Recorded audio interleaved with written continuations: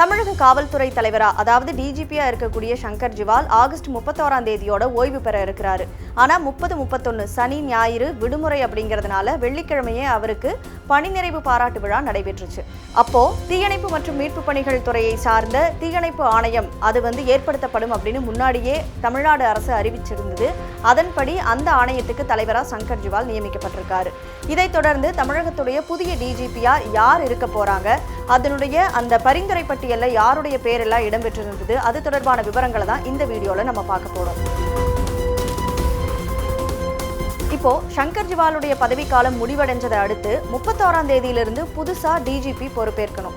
உச்சநீதிமன்ற உத்தரவின்படி டிஜிபியா பதவியேற்கக்கூடிய பட்சத்துல அவங்க ஓய்வு பெறுவதற்கு முன்னாடி குறைந்தபட்சம் 6 மாசம் டிஜிபியா பதவியில இருக்கணும்.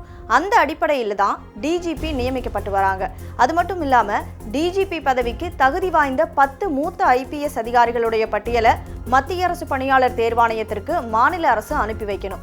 அதுவும் ஏற்கனவே ஒர்க்ல இருக்கக்கூடிய டிஜிபி ஓய்வு பெறுறதுக்கு 3 மாசத்துக்கு முன்னாடியே இந்த பெயர் பட்டியலை அனுப்பி வைக்கணும்.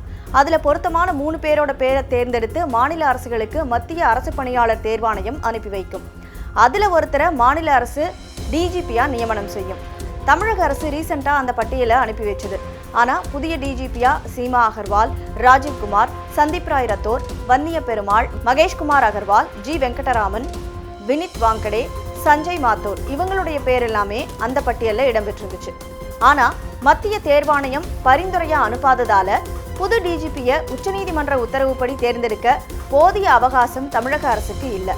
அதனால டெம்பரவரியா டிஜிபியை நியமனம் செய்ய தமிழக அரசு முடிவு செஞ்சிருக்கிறதா தகவல் கிடைச்சிருக்கு. அதுபடி நிர்வாக பிரிவு டிஜிபியா இருக்கக்கூடிய ஜி வெங்கடராமன் சட்டம் ஒழுங்கு பொறுப்பு டிஜிபியா நியமிக்கப்படுவார் அப்படின்னு எக்ஸ்பெக்ட் பண்ணப்படுது. தமிழ்நாட்டுல சட்டம் ஒழுங்கு, குற்றப்பிரிவு, ஆயுதப்படை அப்படின்னு நிறைய பிரிவுகளின் கீழே சுமார் 1 லட்சத்துக்கும் அதிகமான போலீசார் பணியாற்றிட்டு வராங்க. அதன் உச்சபட்ச பதவியா சட்டம் ஒழுங்கு டிஜிபி பதவி இருந்துட்டு வருது. சைலேந்திர பாபுக்கு அப்புறமா சங்கர் ஜிவால் இந்த பதவியில இருந்தாரு.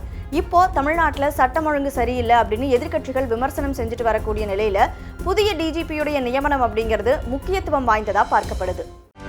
செய்திகளை உடனுக்குடனும் துல்லியமாகவும் தெரிந்து கொள்ள சப்ஸ்கிரைப் பண்ணுங்க.